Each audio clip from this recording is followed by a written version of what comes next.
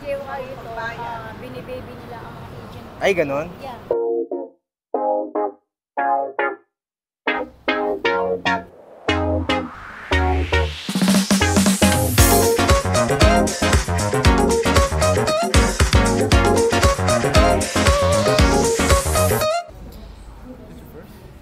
Yes, first company ko to. Kaya kinakabahan ako malala eh.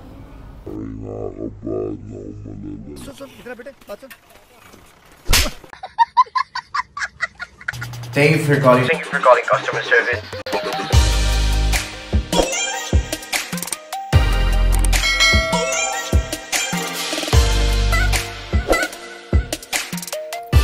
What's up guys? It's your boy Kuya Rene Boy. Samahan nyo ako ngayon, mag-a-apply ako sa VXI. Share ko sa inyo yung naging experience ko, and at the same time sasabihin ko yung mga pinagdaanan ko, yung mga process doon, at yung mga questions sa interview. Okay, tara samahan nyo ako, let's go! Napaka-unforgettable ito kasi this is gonna be the first time na kasama ko yung motor ko sa biyahe. Tara guys, samahan nyo mag-apply sa VXI. Comment na rin kayo kung anong company at branch ang gusto ninyong puntahan ni Kuya Rene Boy sa susunod na pag-a-apply ko. Let's go! Yan lang, mag-apply lang ang trabaho, mag-apply ako call center.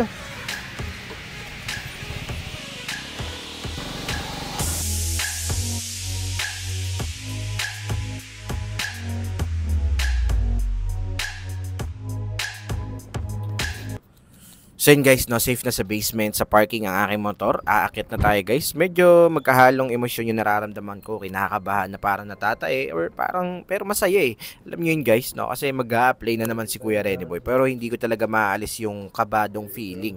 Okay, pag nag-a-apply, every time na nag-a-apply ako guys, bumabalik yung parang feeling mo first time mo pa rin nag-a-apply sa call center. At dahil wala nang ang pandemic, nagkalat na naman yung mga dicer at mga headhunter at yon ang nagwagi si Ate Judith sa VXI niya ako pinag-apply. Tara, subukan natin guys. Once na-jail kayo ito, binibaby nila ang mga agent. Ay, ganon? Yeah. Kunyari, na-jail ka, iyado ka na. Pag maganda ang ano mo dyan. Oo na nga Ate Judith, ikaw na nga nagwagi. Kaya ito na ang aking passport at yon mag-fill up na ako para makuha ko na yung badge. Okay, applicant badge B015. At ito guys, nakikita ko na yung mga mukha ng mga aplikante rito. Yung ano, halo-halo eh. May kinakabahan, may masaya, may mga friendship, mga nagkikwentuhan. Ganyan naman talaga pag-applicant. Grabe, napakaganda ng recruitment hub nila guys. At yan, makikita nyo, touchscreen yan guys. So, napakasyala ng mga pinipindutan nila dyan guys. Diyan ka mag-fill up ng application form mo. Kaya kahit walang resume guys, pwede kayong mag-apply. Rekta na kayo agad guys, okay? At kapag medyo inaantok ka na, ayan, meron silang libreng coffee dito guys. Magdala lang kayo sa sarili ninyong tumbler or baso. So, mabilis lang naman guys. Ayun, nag-fill up na ako ng application form ko. And after nito guys, ay nag-take na agad ako ng assessment. At guess what guys? Meron typing test. At ito yung score ko sa typing test. 41 guys. So yun guys, no, tinawag na kami ni ate para sabihin, congratulations guys because you passed your assessment. So yun, no, napaka-basic lang naman yung assessment nila guys. 20 items lang, more on grammar. Tapos yun, ang suggest ko sa inyo, check nyo lang yung mga subject talaga para tama yung sagot ninyo. 15 yung passing, up to 20 yun. Dalawang 10 items. And then sa typing, 40 words per minute yung passing nila. May retake naman. So yun, dahil initial interview na daw kami, kailangan ko mag-research about sa VXI kasi may mga tinatanong daw about core values tungkol sa VXI. So, dapat mayroon tayong kahit papanong idea kung paano sasagutin yung mga tanong sa interview. At dahil 5 yung core values nila, tinandaan ko siya sa pamamagitan ng acronyms. Tinawag ko itong EAT-II. Okay, E, excellence, A, agility, T, teamwork, I, integrity, and then I, inventiveness. Diba? Grabe, basic lang, nakabisado agad natin guys. Kaso kahit anong face mask ko, nakilala pa rin ako ng mga kaswabing tunay natin, kaya picture daw muna. Yan tayo may guys. Kadalat tayo, quiet lang tayo, quiet. Yes, first company ko to. Kaya kinakabahan ako malala eh. Pero taga saan ka talaga? Pasig. Pasig. Pares lang tayo, Pasig.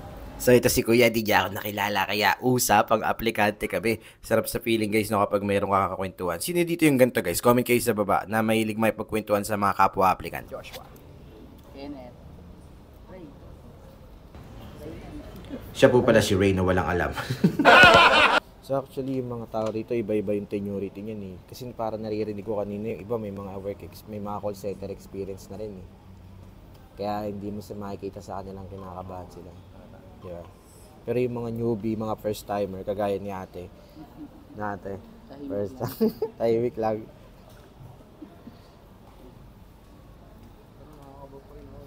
First time mo 'to, di ba? Pero kinakabahan ka. From 1 to 10, ilang percent yung kaba mo? 10 yung kaba mo? Grabe. Nakapag-assessment ka na ba? So waiting ka na lang rin sa initial interview. Ito si ate rin ba? First time din? May call center experience na. For how long? 5 months. Pwede yun. Talagang, mga ilang, from 1 to 10, gaano kakakabado? 8? Grabe mo yun. From 1 to 10, gaano kakakabado? Wala kayo doon. 5. 5. Ikaw, pare. 5 din idol. 5. Si kuya. Boss rate. From 1 to 10, gaano kakakabado? From 1 to 10. Ilang percent yung pagkakabado mo ngayon? From 1 to 10. Siguro mga 7. 7. So yon sila Joshua, Kenneth, Ray, sila pala yung mga naging friendship natin sa pag-apply. So yon tawanan lang kami na tawanan, ganyan. Tapos yun, para mabawasan yung kaba namin. Kasi ganun talaga yung technique minsan para mabawasan. Habang nag-aantay na rin kayo ng susunod na process ninyo. So yun, isa sa mga tips ni Kuya Renny Boy ngayon, kayahin nyo si ate, may ka-video call habang nag-assessment. Joke lang. So yun guys, para mapasa ninyo yung assessment ninyo, ang gagawin nyo lang is i-make sure ninyo yung grammar ninyo ay tama. So check nyo lang yung subject-verb agreement. Iwasan ninyo yung mga panggulo na mga supporting statement para di kayo malito sa grammar. So yun guys, no, sa assessment, dalawang 10 items ngayon. Yung isa parang mga logic lang, tas mga parang mga kailangan mo lang pakiramdaman kung awkward ba sa pandinig mo yung grammar or yung English. Tapos yung second 10 items is mostly subject-verb agreement lang. So, ganun lang gagawin nyo guys, no? Kapag nakita nyo na A or yung may a na article dun sa umpisa pa lang, singular yun. At ang pipiliin nyo laging sagot ay naka-singular in sense. Naka-base form tapos with S. Okay? Laging singular in sense. Kasi minsan baka malito kayo. So ito, tignan nyo yung sentence na to. Kadalasan ganyan yung mga tanungan para malito kayo. May mga panggulong supporting details para malito kayo sa magiging sagot ninyo. Basta yun, iiwasan nyo lang yung mga ganyan para di kayo ma-confuse. Ang lagi nyo lang isa-select kapag may a, matic yan ay singular. Kapag those, these, okay, matic yan, plural po yung pipiliin ninyo. Okay?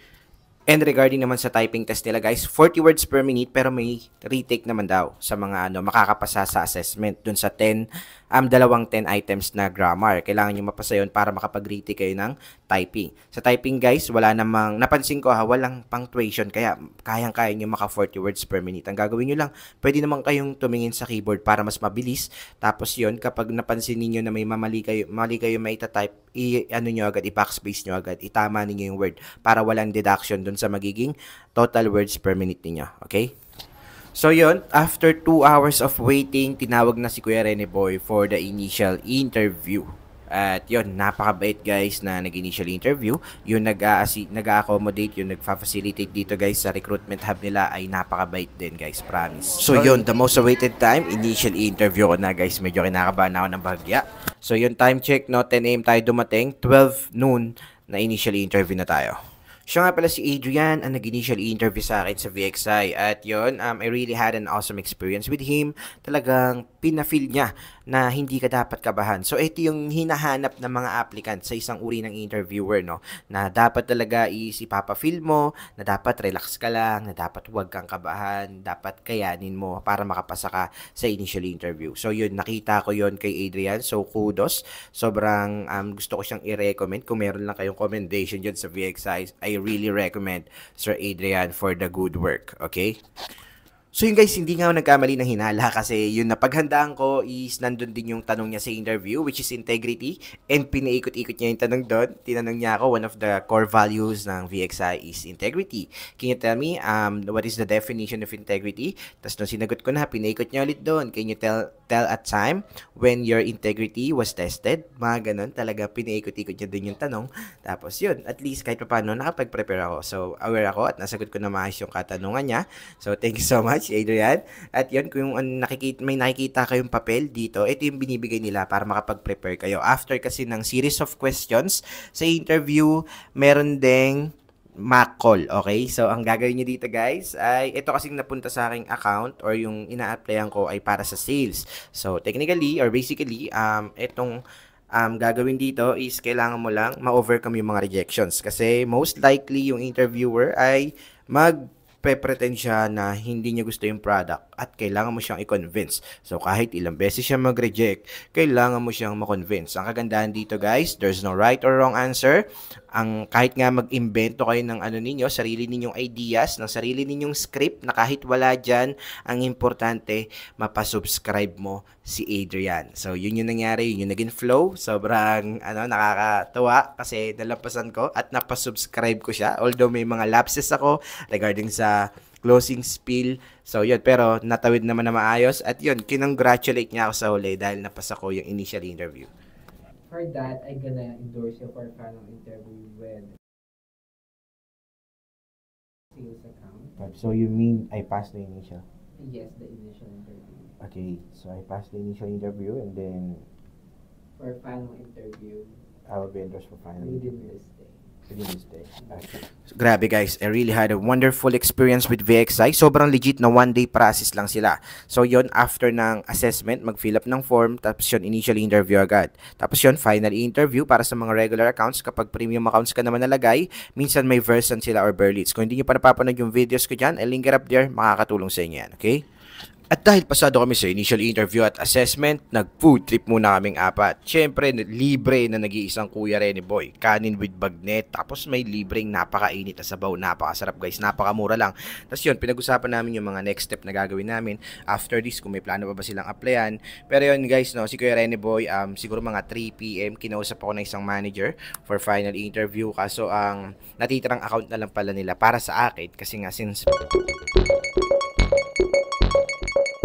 natin na telco account yun guys, although good yung offer doon, malaki talaga yung salary, pero yun, since si Kuya Rene Boy, medyo iwas muna ako sa telco account kasi alam ko talaga yung kalakaran sa telco account, malaki yung bigayan although, pero yun, yung queuing talaga dyan, talagang masasabi mong napakaraming volume, napakataas ng volume ng calls dyan, which is baka hindi ko ma-handle na maayos yung trabaho ko kasi nga, alam nyo naman, nagbablog din si Kuya Rene Boy, baka hindi ko magampanan na maayos, pero yun, overall, napakaganda na naging experience ko sa VXI kasi napakabait ng mga facilitators, ng mga staff, lahat napakabait, napaka-accommodating at yun, talagang lagi sila nakasmile. So, yun yung masasabi ko. So kayo guys, kung mag-apply kayo sa VXI, aralin ninyo maigi yung background niya. Isa siyang multi-awarded company at talagang people first culture itong company na to. Pwede nyo sabihin yan sa interview kapag in-interview kayo dyan.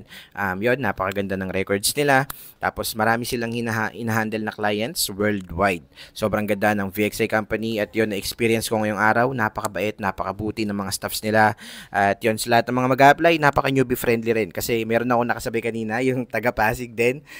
Congratulations sa'yo bro kasi nag-job offer ka. Okay, after ng final interview niya guys, yun, diniscuss agad sa kanya yung job offer at pinag-i-start siya agad as soon as possible. Dito sa tatlong kasama ko naman sila Joshua, Ray at Kenneth. Hindi ko na alam kung anong update sa kanila. Kung napanood nyo man to, comment kayo sa baba kung kamusta na yung application nyo.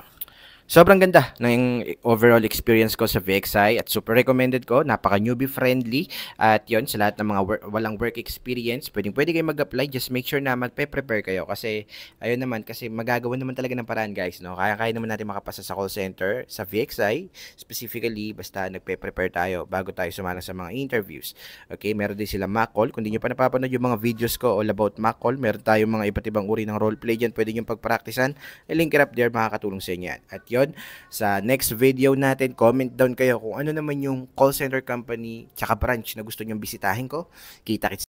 So yun guys, so sa next video natin, sa mga gusto manalo ng 500 Gcash, comment lang ano ang English ng para kanino ka bumabangon. At baka magaya ka rin kay Jerby Aguilar. Before I end this video, shoutout and congratulations sa lahat ng mga students sa Bold Minds Academy Batch 18. Malapit na kayong gumraduate. Ongoing na po yung Batch 18 at malapit nang mapuno yung Batch 19. April class na yan. Sa lahat ng mga hindi pa naka-enroll, mag-comment lang sa baba ng #scholar at isend ng screenshot ng comment niyo sa igatboldminds@gmail.com or pwede nyo rin ako i-PM sa Facebook page natin, Kuya Rene Boy Official. Follow nyo na rin ako dyan. May TikTok din tayo guys. Paki-follow naman, Kuya Rene Boy. Marami na nakapasa sa Bold Minds Academy, kaya gusto ko ikaw na ang susunod na #Heart. 1-month call center training yan at ang dami na pong nakapasa. Nag-thank you for calling na dahil sa Bowmines Academy, mga #Heart students natin.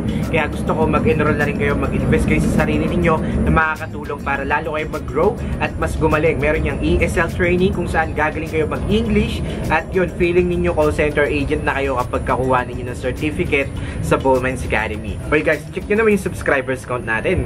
Road to 200,000 sa tayo, konti na lang, kaya subscribe.